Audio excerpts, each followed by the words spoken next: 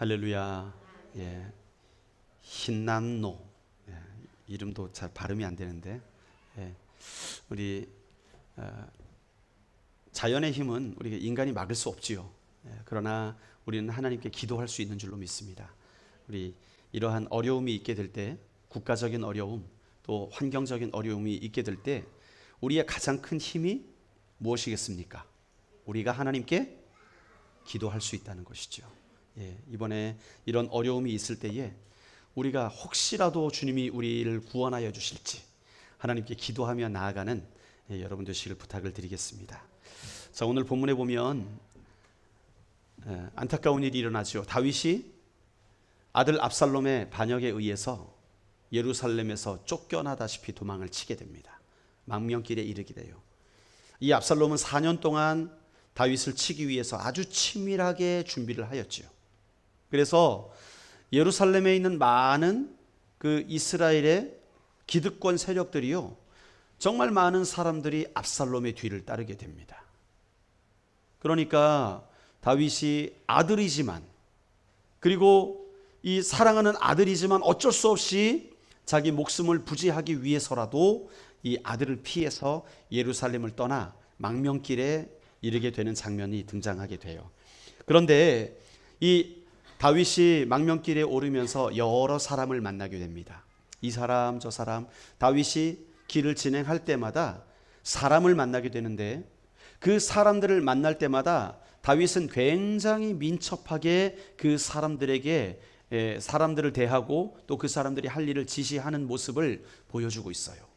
이 다윗이 밧세바와 간음한 이후에 굉장히 그가 하나님 앞에서 정말 이 어처구니 없는 판단과 행동을 하는 모습들을 많이 보여주었었는데, 이 다윗이 망명길에 오르면서는 그가 젊었을 때처럼 그에게 지혜가 임하고 또 그가 만나는 사람들에게 정말 적절한 전략을 제공하는 모습들을 우리가 볼 수가 있어요. 오늘 이 시간에는요, 다윗이 만난 사람들을 우리가 살펴보면서 정말 이 만난 사람들 가운데서는 다윗에게 큰 공을 세워서 정말 다윗의 중심으로서 지휘를 감당하는 자가 있는가 하면, 어떤 사람들은 또 그렇지 않은 모습들도 있어요. 그래서 이 다윗에게 나타난 이 사람들을 통해서 과연 하나님의 마음에 합한 사람의 모습이 어떤 모습인가? 과연 하나님이 너는 내 사람이다, 너는 내가 책임질 것이다 라고 할 만한 사람의 그 성품이 어떤 모습인가를 우리가 한번 살펴보는 그런 시간을 가졌으면 좋겠어요. 자, 15장 17절 이후에 가장 처음 다윗을 만나는 사람은 이때입니다. 이때가 아니라 이때. 이때입니다. 이 다윗이 피난길에 오르면서 예루살렘의 후궁들 10명만 남겨두고 자신의 식솔들을 데리고 예루살렘을 빠져나오는데, 자, 벳메르학이라는 곳에서 잠시 멈춰 섭니다. 벳메르학이 사실 우리 성경에서는 지명처럼 나와 있는데, 히브리어로 해석하면 멀리 떨어져 있는 집, 이런 히브리어거든요. 근데 벳메르학이라는 지역이요, 고고학적으로 발견된 적이 없어요. 그래서 이것은 아마도 다윗이 예루살렘을 떠나서 한참을 가서 머무른 곳이다 라고 번역을 할 수도 있습니다. 어쨌든 그곳에 머물고 있는데, 그곳에서 가드 사람 이때가 무슨 이유에선지 본국에 돌아갈 수 없어가지고 이스라엘의 이방인으로서 살아가게 되다가 다윗의 마음에 들어가지고요, 다윗에게 충성을 맹세합니다. 그런데 그 충성 맹세하였던 이때가 다윗의 피난길에 600명의 군사들을 데리고 오는 거예요. 그때 다윗이 말합니다. 야, 이때야, 돌아가라. 지금 상황이 심상치 않다. 지금 전국이 이 압살롬에게 다 넘어갔기 때문에 너는 이방인이지 않느냐. 지금 아주 힘들고 어렵게 이제 이방인으로서 쉽게 말해서 영주권도 받고 신분도 해결하고 이제 좀 살아갈 만큼 형편이 폈는데, 너 지금 나에게 돌아서면 너 인생 위험하다. 그러니까 너 그냥 조용히 돌아가라. 압살롬의 편에 서라. 그래도 내가 너를 뭐라 하지 않겠다. 내가 약속하마. 이렇게 다윗이 설득을 해요. 그럼에도 불구하고 이때는 뭐라 그러느냐, 21절에 보니까 주께서 확실히 살아계시고 임금님께서도 확실히 살아계심을 두고 내가 맹세하는데 내가 절대로 그럴 수 없습니다. 임금께서 가시는 곳이면 내가 살든지 죽든지 이 종도 따라가겠습니다. 그렇게 고백을 하는 거예요. 이게 바로 이때의 고백이었습니다. 여러분 어디서 많이 들어본 고백 아니에요? 어디 나옵니까? 예. 아유, 여러분 똑똑하십니다. 예. 이 나오미가, 이 시어머니가 남편도 죽고 아들들도 죽고 며느리 둘 데리고 한탄을 하면서 얘들아, 이제 내가 고향으로 돌아갈 것인데 너희는 모함 여인이지 않느냐? 그러니까 너희 집으로 그냥 돌아가라. 예. 자유를 준 거예요. 예. 우리 시집에 매여 살지 말고 남편도 없고 하니까 너희가 돌아가서 편하게 살아라. 그렇게 할 때에 이 룻이 뭐라고 고백합니까? 어머님, 그럴 수 없습니다. 어머님의 하나님은 저의 하나님이기 때문에 어머니가 가시는 곳에 나도 있을 것입니다 라는 고백을 하잖아요. 오늘 이때가 다윗에게 똑같은, 룻과 똑같은 그런 충성 맹세를 하고 있는 거예요. 여러분, 이 말을 듣게 되면서 여러분, 우리는 참 다윗의 인격이 대단하구나 하는 것을 알 수 있어요. 그렇죠? 예. 이방인이었던 이때가 다윗의 은혜를 입고 나서 그가 지금 고백하는 고백이 내가 내 인생이 앞으로 안전하지 않을지라도, 지금 이때가 600명의 군사를 데리고 왔잖아요. 뿐만 아니라 온 가족들도 다 데리고 왔어요. 그 말은 뭡니까? 지금 다윗의 편에 선다는 것은 내 인생이 평생 꼬일 수 있다는 거예요. 우리가 그 안전하게 지냈던 예루살렘에 다시는 들어가지 못할 수도 있다. 그럼에도 불구하고 나는 다윗의 길을 따를 것이다. 여러분, 이 정도로 충성하였다면 이때가 다윗에게 입은 은혜가 어떠했다는 것을 우리가 상상할 수 있지 않을까요? 다윗이 어떤 사람이었다는 것을 우리가 알 수 있는 거예요. 여러분, 지금 이때와 다윗의 관계에서 우리가 느낄 수 있는 게 무엇일까요? 그것은 신실함입니다. 영어로는 faithful. faith가 뭐냐면 믿음입니다. 믿음. full이 뭡니까? full. 가득 차다. 이 faithful이 뭐냐 하면 이 믿음으로 가득 찬 관계. 그것을 번역하면 신실함이라고 번역을 해요. 여러분, 지금 이때와 다윗 관계에 흐르는 이 마음은 바로 faithful. 서로 간에 조금도 서로에 대해서 의심하지 않고 서로를 신뢰하며 따를 수 있는 관계. 내 인생이 조금 불편해질지라도 내가 다윗과 함께 있는 것이 옳다. 왜냐하면 내 평생 다윗을 바라보았는데 그가 한 번도 나의 믿음을 저버리지 않으신 분이다. 그렇기 때문에 나도 그에게 은혜를 갚기 위해서라도 나는 내 삶을 다윗을 위해 살아갈 것이다. 다윗이 이때에게 신실함을 보여주었기 때문에 오늘 이때는 다윗에게 신실함으로 나아가는 모습을 볼 수가 있는 것이지요. 여러분, 자, 두 번째로 다윗이 만난 자들이 있습니다. 15장 24절부터 29절에 보면 우리가 지난주 나누었던 말씀에도 등장한 그러한 장면이에요. 제사장 아비아달과 사독을 만나게 됩니다. 다윗이 망명을 떠났다는 얘기를 듣고 급히 이 레위 제사장들이 따라옵니다. 따라올 때 법궤를 메고 따라오지요. 그때에 다윗이 뭐라고 합니까? 돌아가라.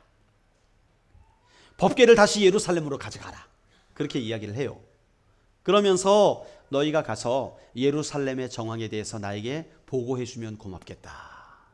그래서 그들을 돌려보내고 그들로 하여금 다윗의 어떻게 보면 스파이, 첩자 역할을 감당하도록 합니다. 여러분, 여기서 우리는 다윗의 태도가 많이 달라진 것을 볼 수 있어요. 다윗이 왕이 된 이후에, 그리고 이스라엘을 통일 왕국의 왕이 된 이후에 가장 첫 번째로 주력으로 삼았던 일이 무엇이었습니까? 바로 베세메스에서 법궤를 가져오는 일이었어요. 1차 시도에 실패하고, 그쵸? 예, 우사가 우스 해가지고 죽었잖아요. 예. 그래가지고 실패하고 2차 때는 제대로 제사장들을 보내가지고 한 걸음 한 걸음 걸을 때마다 소를 잡아가지고 제사를 드리면서 정성스럽게 여호와의 법궤를 모셔오는 것. 그래서 법궤가 드디어 다윗의 장막에 이르게 되었을 때에 막 춤추고 난리 났던 그 사건 기억하시죠? 그때만 해도 아마도 다윗은 이 법궤가 이 나라의 정체성이다, 이 법궤가 여호와의 임재의 상징이기 때문에 이 법궤가 내가 왕권을 유지하는 데 꼭 필요하다라는 생각을 했던 것 같아요. 그러나 지금은 어떻습니까? 다윗이 실제적으로 현실적으로 압살롬에게 쫓기는 신세가 돼요. 그 말은 뭐냐면 왕권을 잃어버렸다는 거예요. 그 상황에서 오히려 법궤 빨리 가져와라, 법궤가 나와 함께 있어야 내 왕권이 견고해지지, 이렇게 해야 될 것 같은데 그는 어떻게 합니까? 오히려 법궤 압살롬이 있는 예루살렘으로 가라, 가지고 가라. 무엇입니까?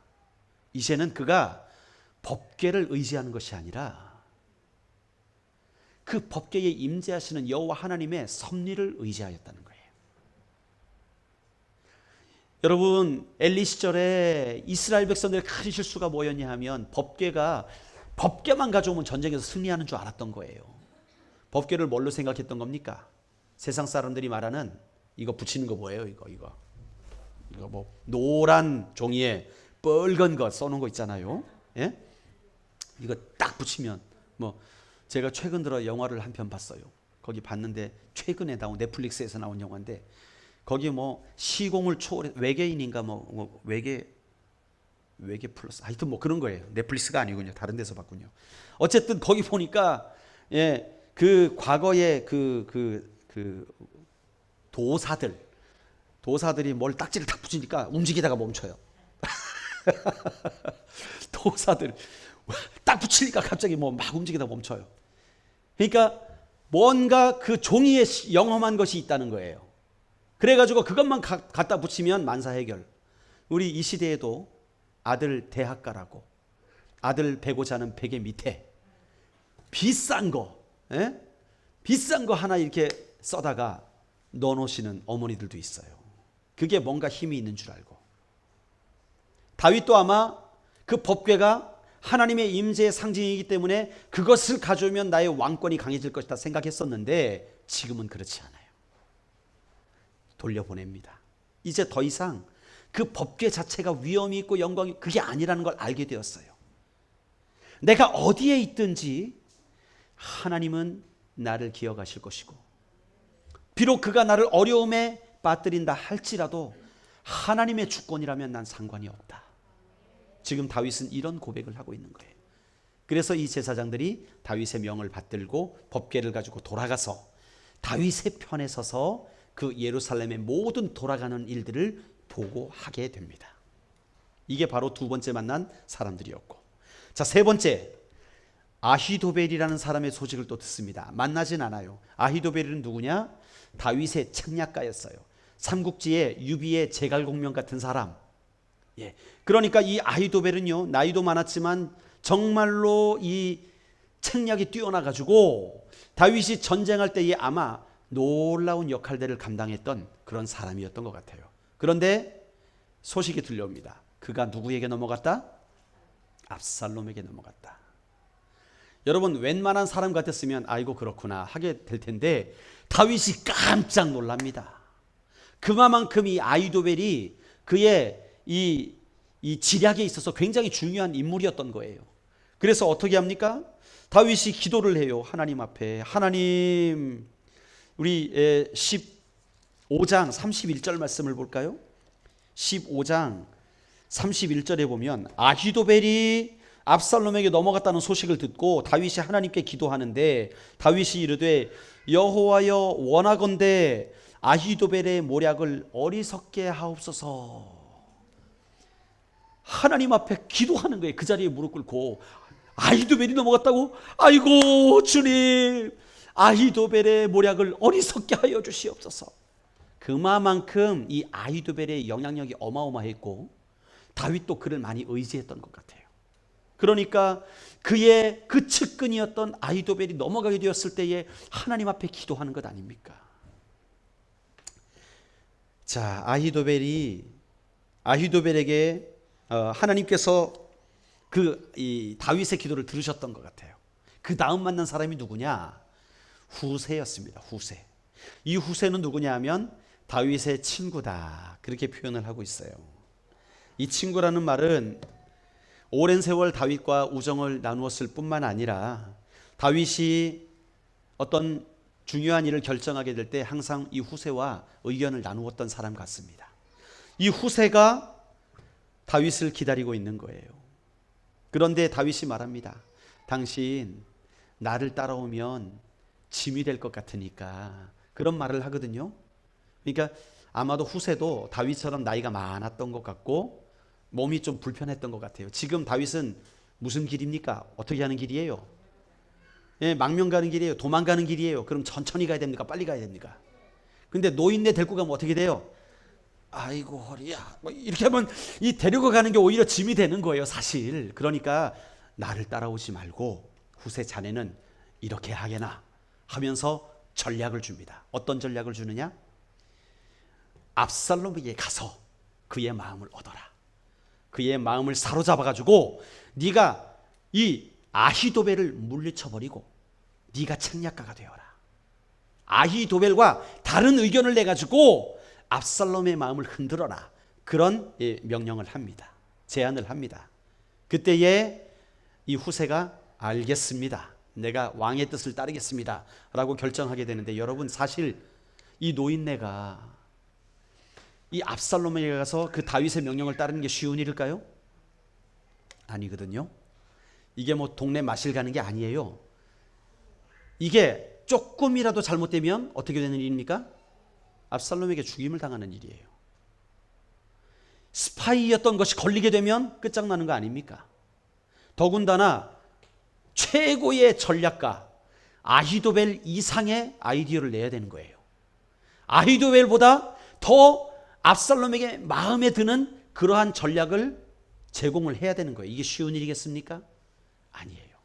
결코 쉬운 일이 아니지만 이 후세는 다윗과의 그 관계가 있었기 때문에, 다시 말해 다윗과 어떤 관계가 있었을까요, 여러분? 신실한 관계가 있었던 거예요. 후세도 이때처럼 다윗과 이 끈끈한 이 신실함의 관계가 있었기 때문에 다윗의 명을 받들어서 다시 압살롬에게로 갑니다. 여러분, 이어서 만나는 사람이 또 있어요. 시바입니다. 시바는 누구냐? 사울의 종이었습니다. 사울의 종이었는데 다윗이 이 요나단과의 언약을 지키기 위해서, 우리 가문을 기억해달라라는 그 요나단과의 언약을 지키기 위해서 이 무비보셋을 찾죠. 무비보셋을 찾는데 보니까 누가 찾습니까? 시바가 찾는 거예요. 예. 시바가 무비보셋을 찾아오니까 다윗이 이 절름발이 무비보셋을 늘 옆에 두고 식사를 같이 하게 하면서 그에게 사울의 모든 재산을 다 줍니다. 그러니까 사울의 재산이 누구에게로 갔어요? 무비보셋에게로 갔습니다. 그런데 그거를 관리하기가 힘들잖아요. 그러니까 시바를 시켜가지고, 사울의 종이었던 시바를 시켜가지고 그 무비보셋의 모든 재산을 관리하도록 합니다. 그런 관계였어요. 자, 그런데 지금 누가 찾아왔어요? 시바가 찾아옵니다. 그냥 찾아온 게 아니에요. 다윗에게 아주 큰 선물을 가져옵니다. 보니까 먹을 걸 어마어마하게 가져왔어요. 자, 두 나귀에 떡 200개, 건포도 100송이, 여름과일 100개, 포도주 한 가죽 부대를 싣고 다윗 왕이시여 어서 오시옵소서 맞이하는 거예요. 여러분, 근데 이 다윗의 이 반응이요 이상해요. 2절을 우리 한번 같이 읽어볼까요? 16장 2절 말씀 좀 띄워주시겠습니다. 같이 읽습니다. 시작. 왕이 시바에게 이르되 내가 무슨 뜻으로 이것을 가져왔느냐 하니 시바가 이르되 나귀는 왕의 가족들이 타게 하고 떡과 과일은 청년들이 먹게 하고 포도주는 들에서 피곤한 자들에게 마시게 하려 함이니이다. 여러분, 다윗이 아이고 고맙다 이게 아니라 뭐라 그럽니까? 네가 무슨 뜻으로 이걸 가져왔느냐? 속셈이 뭐냐? 이 말이에요. 속셈이 뭐냐? 네 숨은 의도가 뭐냐? 똑바로 말해라. 지금 이 말입니다. 여러분, 왜 그럴까요? 왜 이런 질문을 했을까요? 아마도 시바 혼자 온 것이 이상했을 것 같아요. 그렇죠? 시바는 원래 누구를 지키고 있어야 돼요? 무비보셋을 지키고 있어야 되는 거 아닙니까? 그에게 붙여준 종이잖아요. 그의 대리인 아닙니까? 그러니까 이 어려운 전국에 정말 이 시바가 다윗의 명을 따른다면, 다윗의 마음을 알았다면 누구를 지켜줘야 되는 거예요? 무비보셋이 압살롬에게 위협받지 않도록 뭐 군대를 동원하든지 아니면 피신을 시키든지 그렇게 해야 할 장본인이 바로 시바입니다. 그런데 시바가 누구 앞에 왔어요? 다윗 왕 앞에 오고 또 뭘 가져왔어요? 선물 보따리를 가져왔어요. 이상한 거죠. 다윗이 낌새를 챈 겁니다. 그래서 야, 너 속셈이 뭐냐? 그러는데 이 시바의 대답이 아니요. 피곤하실까봐 나귀도 먹이고 따라오신 식솔도 먹이려고 가져왔습니다. 한마디로 예의상 이런 말을 인사치레로 하는 것이죠. 그런데 그 이후에 자 다윗이 또 질문을 하죠. 네가 섬기는 자 여기 우리 한번 성경을 읽어볼까요? 3절에 보니면 왕이 이르되 뭐라 그래요? 자 여기에 다윗의 의도가 있습니다. 무비보셋이 어디 있느냐 이래야 될 거 아니에요? 그런데 내 주인의 아들 왜 올라갔다 내려옵니까? 주인이 누구예요? 사울의 아들이 어디 있느냐 이 질문이잖아요. 예. 왜 굳이 사울의 이 이름을 언급을 했을까요? 지금 이름은 언급하지 않았지만 내 주인이 사울이거든요. 사울의 아들이 어디 있느냐 지금 이렇게 묻고 있는 거예요. 자 여러분 기억하십시오. 지금 이 이스라엘에서 어떤 일이 났습니까? 압살롬이 왕이 되었어요. 정권을 잡았어요. 다윗은 쫓기는 신세가 되었어요. 자 그러면 지금 원래 다윗은 유다의 왕이었지만 아브넬이 찾아와 가지고 북이스라엘을 데리고 통일시킨 거 아닙니까? 결국 요압에게 아브넬은 죽었지만 모든 그 북이스라엘 장로들이 당신이 왕이 되옵소서 하고 통일 왕국의 왕이 된 것이지요. 그럼에도 불구하고 여전히 이들은 좀 찜찜했던 거예요. 그래도 우리 왕은 사울이었는데. 그러니까 그 레위 지파가 아니죠. 베냐민 지파와 사울의 가족들과 그 측근들은 여전히 다윗이 통치하고 있을 때에도 그래도 우리가 힘이 있었는데, 그래도 우리가 왕의 측근이었었는데 지금은 다윗이 왕이 되어 있으니까 우리가 힘을 못 쓰는구나 하는 분위기가 있었던 거예요. 유다 사람들만 저렇게 대접을 받고 우리는 찬밥이구나 라는 생각이 있었던 거예요. 이게 북이스라엘 사람들의 생각이었던 거예요. 그런데 지금 누가 왕이 됐어요? 압살롬이 왕이 됐어요. 다윗은 쫓겨났어요. 자, 그러니까 지금 누가 세력을 일으키려고 합니까? 사울의 집안이 다시 세력을 일으키려고 하는 거예요. 이거를 시바가 알았던 거예요. 그러면서 시바가 누구의 편에 설까 굉장히 계산을 많이 했던 것 같아요. 자, 그런데 계산을 해보십시오. 만약에 사울 집안의 편에 서서 무비보셋을 왕으로 세운다? 여러분 근데 무비보셋이 어떤 사람입니까? 왕의 자격이 없는 사람이에요. 왜요? 왕은 전쟁을 이끌어갈 사람이어야 돼요. 그는 몸이 어떻습니까? 절름발이었어요. 그러니까 사실 왕으로서 왕의 직분을 감당할 육체가 아니었어요. 그런데다가 무비보셋이 그렇게 똑똑한 사람도 아니었거든요. 그러니까 압살롬이 이 왕권을 잡아가지고 아유 무비보셋이요 당신이 사울의 아들이시니까 제 왕이 되어주십시오 하겠습니까? 절대로 그렇지 않죠. 그럴 수 없는 거예요. 그러니까 지금 시바가 다윗에게 어떻게 대답을 합니까? 이 3절에 보면 시바가 왕께 아뢰되 무비보셋에 대해서 얘기하는 거예요. 예루살렘에 있는데 그가 말하기를 이스라엘 족속이 오늘 내 아버지의 나라를 내게 돌리리라 하나이다. 무비보셋의 말이라는 거예요. 어떻게 말했다고요? 자 이제 다윗이 쫓겨났으니까 이제 이 왕국은 나 무비보셋의 것이다. 그렇게 말했다는 거예요. 여러분 정말일까요? 무비보셋이 정말 그렇게 말했을까요? 아니겠지요. 그렇게 말할 수가 없어요. 이후에 그 사실이 드러납니다. 무비보셋이 그랬다는 사실 듣고 깜짝 놀랍니다. 내가 그랬다고? 이런 사건이 나와요 나중에. 그러니까 한마디로 시바가 속셈이 있었던 거예요. 지금 다윗의 왕권이 약해진 이 틈을 타서 내가 압살롬 편에 붙을까 다윗 편에 붙을까 하다가 고민을 하다가 계산해 보니까 아무래도 압살롬은 반역자야. 오래 못 갈 것 같아요. 그래도 다윗은 하나님이 하신 일이 있어요. 하나님이 직접 기름 부은 왕이었고 또 통일 왕국의 왕이었고 그러니까 이게 오래 못 간다. 그럼 나는 누구 편에 서야 될까? 다윗 편에 서는 게 낫겠다. 그래서 선물을 준비해가지고 다윗 왕 앞에 가져가면서 오히려 주인이었던 무비보셋에게 음모를 꾸미는 거예요. 그런데 여러분 여기서 다윗의 판단력이 조금 흐려집니다. 지금 무비보셋이 자기를 배신했다는 말을 듣고 어떻게 됩니까? 뚜껑이 열려요.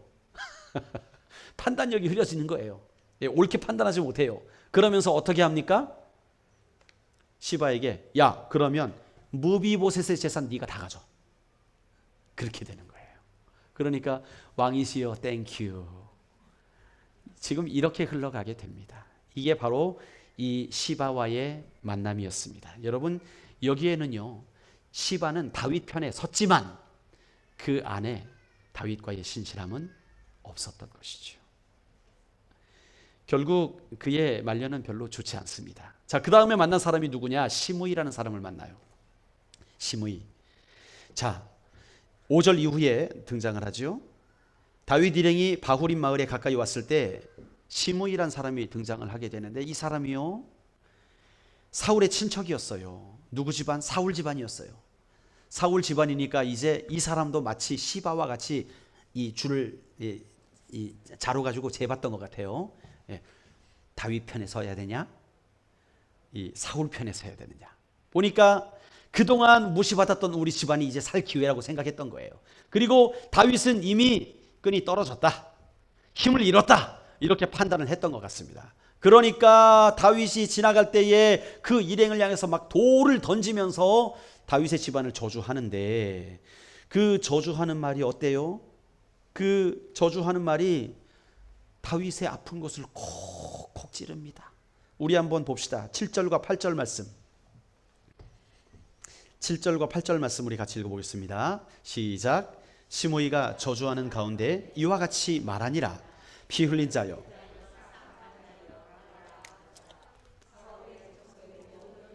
여호와께서 내게로 돌리셨도다. 그를 이어서 내가 왕이 되었으나 여호와께서 나라를 내 아들 압살롬의 손에 넘기셨도다. 보라 너는 피를 흘린 자이므로 화를 자초하였느니라 하는지라. 이게 누구의 저주예요? 시므이의 저주였습니다. 여기 아비새가 열받죠. 다윗의 장군 아비새가 열받아가지고 왕이시여 말씀만 하십시오. 제가 저의 목을 베겠습니다. 이럽니다. 그런데 다윗은 그 얘기를 듣고 저주를 듣고 마음이 불편해요. 왜 불편할까요? 그 말이 맞아. 지금 시므이는 나한테 저주를 하는데 시므이가 하는 저주의 말이 맞는 말이에요. 피 흘린 자여. 여러분 다윗이 피 흘린 자입니까? 안 흘린 자입니까? 피를 흘린 자거든요. 많은 사람을 죽였어요. 물론 하나님의 명령에 의해 하였지만 그는 수많은 전쟁을 치렀고 수많은 자의 피를 흘렸습니다. 자 보십시오. 또 8절에 보니까 사울 족속의 모든 피를 여호와께서 내게로 돌리셨도다. 이거 틀린 말입니까? 맞는 말입니까? 맞는 말이에요. 다윗은 왕이 되었고 사울 집안은 피를 흘리며 망했습니다. 맞는 말이에요. 그를 이어 네가 왕이 되었으니 여호와께서 나라를 내 아들 압살롬에게 넘기셨도다. 이 말도 틀린 말이에요? 맞는 말이에요? 맞는 말이에요. 기분은 상당히 나쁜데 맞는 말인 거예요.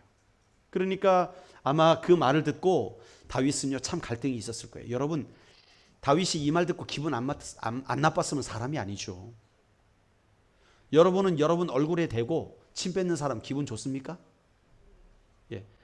하는 족족 말하는 족족 맞는 말이면 맞는 말이기 때문에 아유 당신이 옳습니다 하고 싶습니까?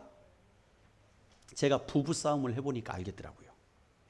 부부싸움을 하는 게요 여러분 옳고 그름의 문제가 아니라는 사실은 아시죠? 예. 부부 싸움의 문제는요, 옳고 그름의 문제가 아니더라고요. 감정의 문제더라고요. 감정의 문제. 예.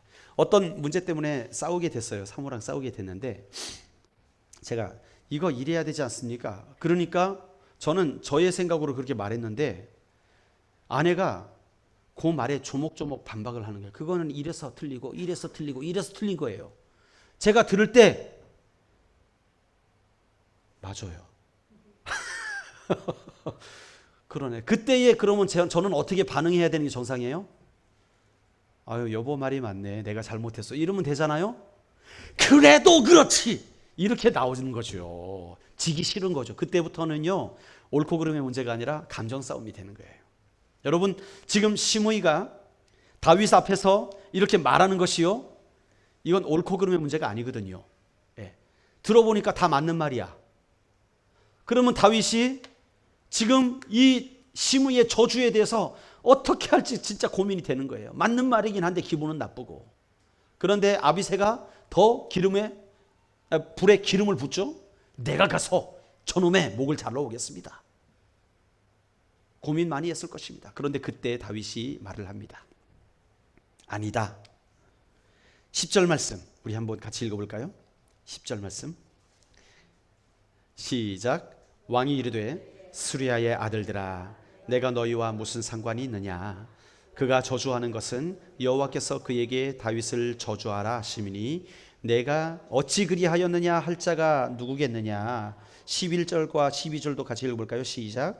또 다윗이 아비새와 모든 신하들에게 이르되 내 몸에서 난 아들도 내 생명을 해하려 하거든 하물며 이 베냐민 사람이랴? 여호와께서 그에게 명령하신 것이니 그가 저주하게 내버려 두라.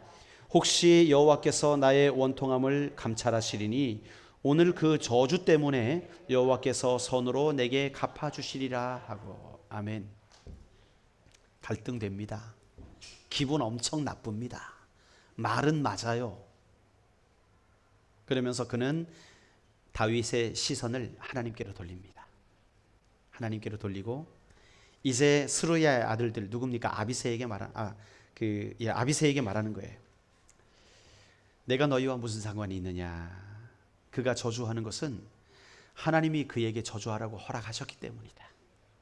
지금 그가 내 앞에 와서 나의 허물을 들추면서 나를 저주하는데 이것은 어떻게 보면 하나님이 내게 말씀하시는 것이다.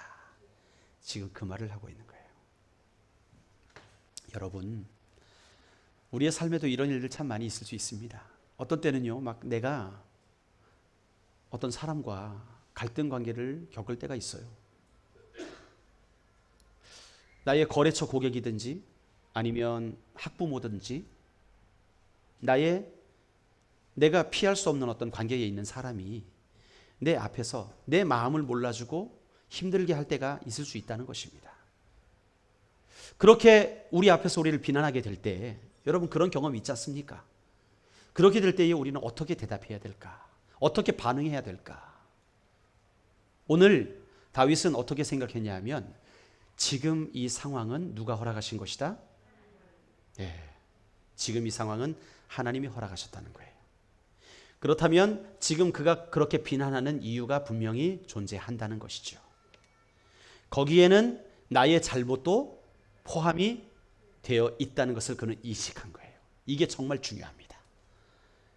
여러분, 상대방과의 관계가 꼬이게 되었을 때, 서로 비난을 하는 그런 관계로 맞이하게 되었을 때 우리는 어떻게 반응하게 될 것인가? 다윗은 정말 중요한 교훈을 우리에게 주는데 우리의 시선을 하나님께로 돌려라 라는 거예요. 우리의 시선을 하나님께 돌리니까 다윗이 어떻게 반응해요? 지금 이 상황이 누가 허락한 상황이다? 하나님. 그렇다면 지금 그의 비난 가운데 내가 들을 말이 있다는 거죠. 내가 들을 말이 있다는 거예요. 그러니까 아비새 네가 상관할 일이 아니고 놔두어라. 하나님께서 알아서 하실 것이다. 나는 그 저주를 지금 들어야 할 상황인가 보다. 그러니까 혹시라도 나중에 내가 이 저주 듣고 내가 마음을 참고 인내하고 한 것 때문에 혹시라도 하나님이 내게 은혜를 주실 줄도 어떻게 아느냐. 다윗이 이렇게 반응을 합니다. 놀랍지요? 여러분 이 지혜를 배우시기를 주의 이름으로 축원드립니다. 저도 어려서 이것을 중학교 때 깨달았어요. 제가 다툼이 있게 될 때 저는 어떤 생각을 가장 먼저 떠올리느냐, 걔 입장에선 그럴 수 있겠다, 그런 생각을 먼저 떠올려요. 걔 입장에선 나를 욕할 수 있겠다, 화날 수 있겠다, 이런 생각을 먼저 떠올리는 겁니다. 안 될 때도 있지요. 뚜껑 열릴 때도 많습니다. 그러나 한참 쉬고 나면 이 생각이 들어요. 그 사람 입장이라면 나한테 그렇게 말할 수 있겠다. 이게 참 지혜인 줄로 믿습니다. 여러분들에게 허락된 모든 상황은 누가 허락하신 상황이다? 하나님이 허락하신 상황이라는 것을 기억하시길 바랍니다. 그래서 그때에 나의 감정대로 대하는 것이 아니라 하나님의 지혜를 구하며 그분의 관점에서 그 문제를 대하게 되면 문제가 풀려질 줄로 믿습니다. 여러분, 여러 사람을 보았습니다. 이때는 자신의 유익을 버리고 삶을 다 바쳐 다윗에게 충성을 맹세합니다. 신실함이었어요. 아비아달과 사독도 마찬가지였습니다. 그들의 모든 지위의 위협을 무릅쓰고 법궤를 메고 다윗에게 왔지만 다윗의 요청에 의해서 그들은 그 죽음의 위협을 다시 무릅쓰고 예루살렘으로 돌아가게 되죠. 신실함이었습니다. 아히도벨은요, 그가 다윗과 함께 지략을 짜면서 다윗의 신임을 받았지만 그는 결국 대세를 따라 다윗을 쳐버렸습니다. 후세, 다윗의 오랜 버시자 조언자로서 가장 어려운 시기에 다윗을 찾아왔어요. 그리고 다윗의 부탁을 듣고 죽을 수도 있는 그 길을 그는 걸어갑니다. 신실함이었습니다. 시바, 그는 다윗의 편에 선 것은 맞지만 신실함이 아닌 자기의 유익을 재가면서 다윗의 편을 들었던 사람이었습니다. 그리고 마지막으로 시므이, 그는 사울 집안의 사람으로서 다윗이 왕권을 빼앗긴 것을 보고 즐거워하며 저주하는 자였어요. 하나님의 관점과 상관없이 자신의 유익만을 추구하던 자였던 것이죠. 여러분, 우리는 여기서 어떤 교훈을 얻을 수 있습니까? 하나님께서 사용하시는 사람은 하나님께 신실한 자라는 거예요. 할렐루야. 여러분, 하나님께서는요 지금도 신실한 자를 찾고 계십니다. 이 여러 인물을 통해서 성경은 하나님께서 어떤 성품을 가진 자를 기뻐하시는지를 보여주는 거예요. 여러분, 시므이처럼 힘에 의해 움직이는 것이 아니라, 시바처럼 계산에 의해 움직이는 것이 아니라 받은 은혜에 감사할 줄을 알고 어려울 때에 그를 돕기 위해 위험을 감수할 줄 아는 이 신실함, 오랜 시간이 지나도 한결같이 마음을 같이해 줄 수 있는 것, 바로 그 신실한 사람을 하나님은 찾고 계시다는 것입니다. 왜 다윗의 주변에 이런 신실한 자들이 많이 있었을까요? 예, 그렇습니다. 다윗이 신실했기 때문에 그런 거예요. faithful, 신뢰로 가득한 삶을 살아가는 거예요. 내가 그를 믿어주기 때문에 그를 기다려주고 그에게 길을 열어주고 했던 다윗, 그가 어려움을 겪을 때에 그 도움을 입었던 자들이 다 찾아와서 다윗에게 은혜를 갚는 장면들을 지금 우리는 보고 있는 것이죠. 그래서 범죄하여 쫓기는 몸이 되어서도 하나님은 그를 회복시킬 수 있는 분을 다윗은 알았던 것입니다. 여러분, 다윗이 신실할 수 있었던 이유는요, 그의 인생 가운데 하나님이 다윗에게 신실하셨어요. 여러분, 다윗이 어렸을 때 어땠습니까? 그는 사람들에게 인정받지 못하는 자였어요. 그러나 하나님은 그와 함께 하셨지요. 그가 사자에게 양을 뺏기게 되었을 때 하나님이 그와 함께 하셔서 사자의 입을 찢고 양을 구해야 할 수 있게 해주셨어요. 곰이나 늑대가 찾아올 때도 마찬가지였어요.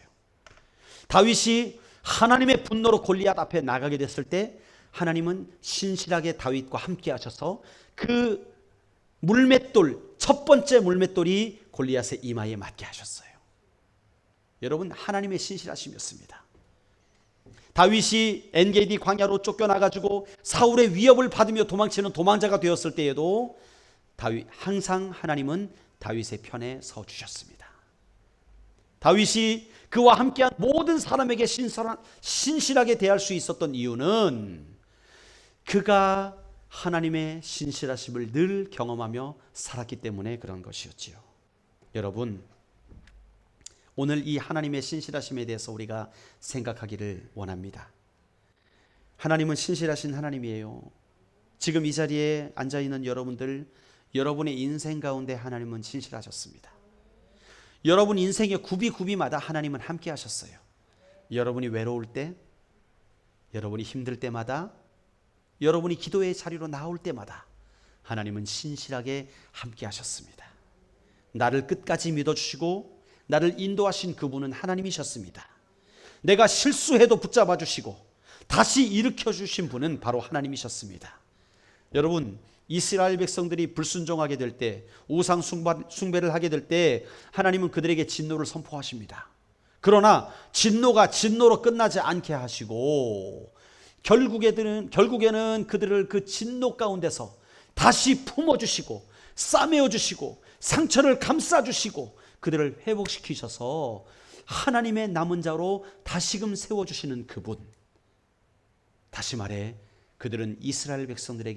하나님은 이스라엘 백성들에게 신실하신 하나님이셨습니다. 여러분, 하나님은 여러분에게 신실하십니다. 아멘이십니까? 그렇다면 이제 질문을 돌려서 해보지요. 여러분은 하나님께 신실합니까? 이 질문을 할 때 여러분, 우리는 정직하게 하나님 앞에 대답을 해야 됩니다. 여러분, 제가 좋아하는 찬양이 있습니다. 우리 지난 금요일에도 불렀는데 우리 찬양을 하나 찾아주실까요? 주님 보좌 앞에 나아가. 우리 인생의 가장 어두운 부분을 기억해 보십시오. 내가 가장 힘들었던 그 시절, 그러면서 그때 하나님 앞에 신음하며 기도했던 그 시간을 한번 생각해 보십시오. 희한하게도 환경은 변하지 않는데 기도하는 순간 우리가 마음의 평안을 얻고 새 힘을 얻었던 바로 그때, 그것은 바로 하나님께서 우리에게 신실함을 보여주신 것이죠. 여러분, 제가 질문을 하면 이제 여러분들이 한번 답을 해주시는데 정답을 말씀드리겠습니다.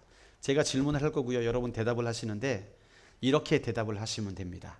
하나님은 신실하시기 때문입니다. 따라해 볼까요? 시작. 네, 이렇게 대답을 하시면 됩니다. 제가 이 찬양을 통해 받은 은혜를 함께 나누려고 하는 거예요. 여러분, 우리가 주님의 보좌 앞에 나아가서 참된 안식과 기쁨을 누릴 수 있는 이유가 무엇입니까? 하나님은 신실하시기 때문이십니다. 우리가 경배하며 주님의 얼굴을 구하면 우리에게 진정한 회복을 허락하시는 이유가 무엇입니까? 아멘. 하나님이 우리의 기도에 응답하신다고 우리가 확신할 수 있는 이유가 무엇입니까? 폭풍 속에서도 이제 흰남노가 올라오잖아요. 이 폭풍과 같은 우리 인생의 어려운 상황 속에서도 하나님이 나의 등불이 되시고 하나님만이 나의 노래할 제목이 되시는 이유가 무엇일까요? 우리가 하나님의 그 크신 그 강력한 날개 아래서 평안히 쉴 수 있는 이유가 무엇일까요? 내가 또 다른 우리의 이웃, 또 다른 그 고통받는 자들에게 위로와 평안을 말해줄 수 있는 이유가 무엇일까요? 그래서 우리의 평생에 그 하나님의 사랑을 전해야 되는 이유가 무엇일까요? 아멘. 이 모든 이유가 우리 하나님은 우리에게 언제나 신실하신 분이시기 때문에 그렇습니다. 신실하신 하나님이 나의 하나님이시기에 우리도 나의 평생에 그 하나님을 의지하며 그분의 사랑을 전하며 살겠습니다 라고 고백할 수 있는 것이지요. 여러분, 하나님은 오늘 그 신실한 자를 찾으십니다. 그리고 우리의 인생 가운데 그렇게 신실하게 살아가기를 원하시는 것이지요. 우리 함께 이 찬양을 함께 올려드리고 함께 기도하겠습니다. 주님 보좌 앞에 나아가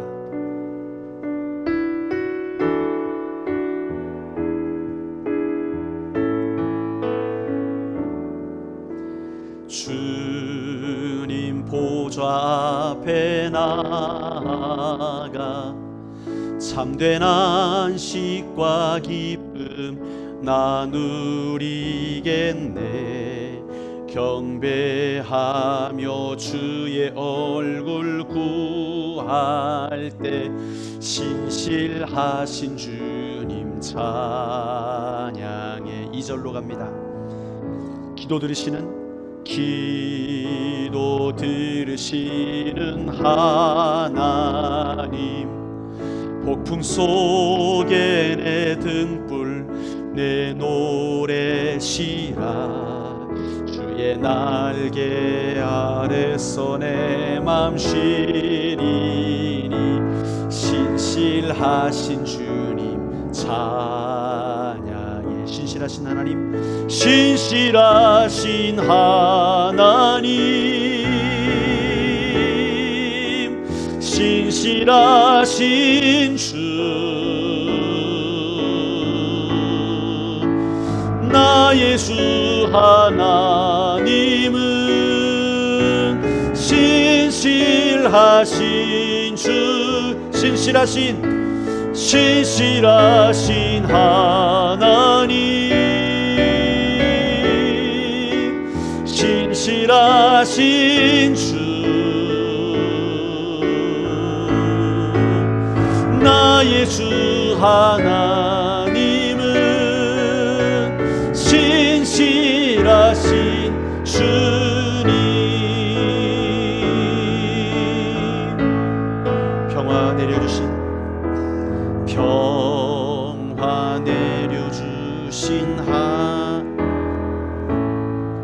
나로 고통받는 자를 위로하게 하소서. 나의 평생의 주의 사랑을 전하리. 신실하신 주님 찬양해. 신실하신 하나님, 신실하신 주, 나의 주 하나님은 신실하신 주니, 신실하신 하나님, 신실하신 주, 나의 주 하나님은 신실하신 주님. 우리 눈을 감고 우리 함께 기도하겠습니다. 5년 전 하나님께서 저에게 말씀하신 일이 있습니다. 제가 기도하는 가운데 하나님께서 그런 감동을 주셨어요. 휘승아, 너는 지금 이 순간 네가 나를 따르라고 내가 명령할 때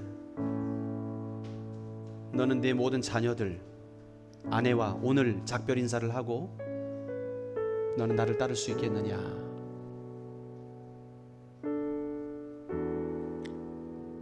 그 말씀을 하실 때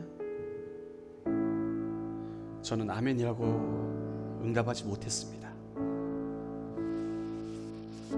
하나님, 안 되겠는데요? 저는 더 시간이 필요할 것 같습니다. 제가 그런 말씀에 응답하기 위해서는 더 시간이 필요하겠는데요? 안 되겠는데요? 그게 바로 저의 5년 전의 모습이었습니다. 근데 하나님께서 3년이 지나게 하시고 또 저에게 질문을 하시는 것이죠. 이제 너의 가족들을 다 미국에 남겨두고 너는 홀로 한국에 가서 사역해야 되는데 너는 할 수 있겠느냐?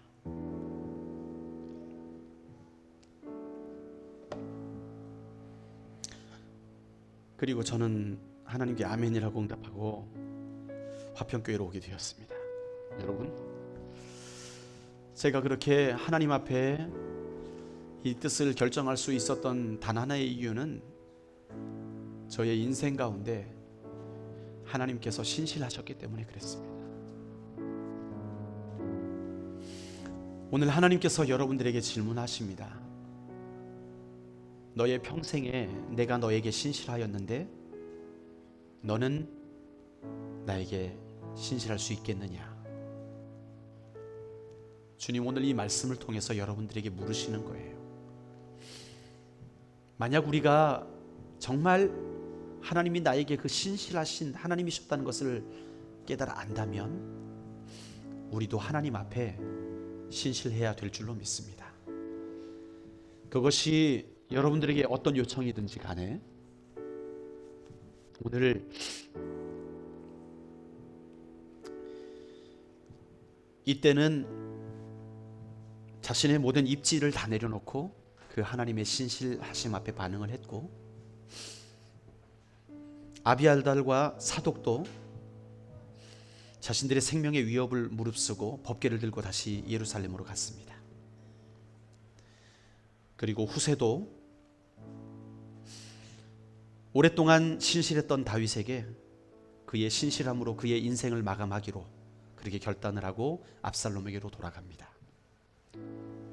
오늘 여러분에게 하나님께서 신실함을 요청하신다면 여러분은 어떻게 반응하시겠습니까?